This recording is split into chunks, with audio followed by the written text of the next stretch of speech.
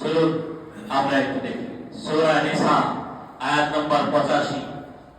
আল্লাহ জাল্লা জালালুহু আম্মানু বলেন, মান ইয়াশফা শাফাআতান হাসানাতান ইয়াকুল লাহু নাসীবুম মিনহা ওয়া মান ইয়াশফা শাফাআতান সাইয়্যাতান ইয়াকুল লাহু কিফলুম মিনহা ওয়া কানা আল্লাহু আলা কুল্লি শাইইন মুকিতা।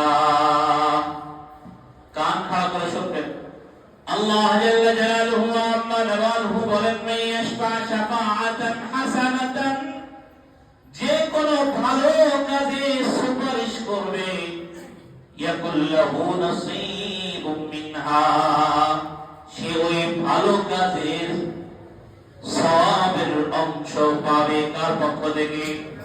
আল্লাহর পক্ষ থেকে। ইয়াকুল লাহু নাসীবুম মিনহা, যে কোনো ভালো কাজে সুপারিশ করবে সে ওই ভালো কাজের সওয়াব প্রাপ্ত হবে। যে কোনো ভালো ব্যক্তির জন্য সুপারিশ করবে, ওই ব্যক্তি যত ভালো কাজ করবে সমস্ত ভালো কাজ থেকে সমস্ত ভালো কাজের সওয়াবের অংশ আল্লাহ রাব্বুল ইজ্জত সুপারিশকারীকে দান করবেন। সুবহানাল্লাহ।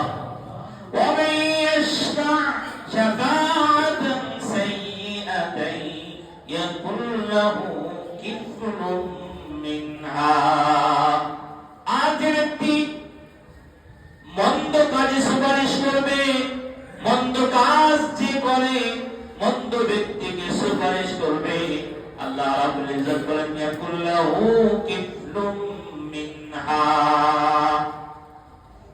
তার ওই সুপারিশের কারণে মন্দ যে লোকটা আসরের অধিকারী হয়ে গেল, মন্দ যে লোকটা তার সুপারিশে পদ পেয়ে গেল, ওই লোকটা যত মন্দ কাজ করবে, যত খারাপ কাজ করবে, যত গুনাহের কাজ করবে, ইয়াকুল লাহু কিফলুম মিনহা, ওই সুপারিশকারী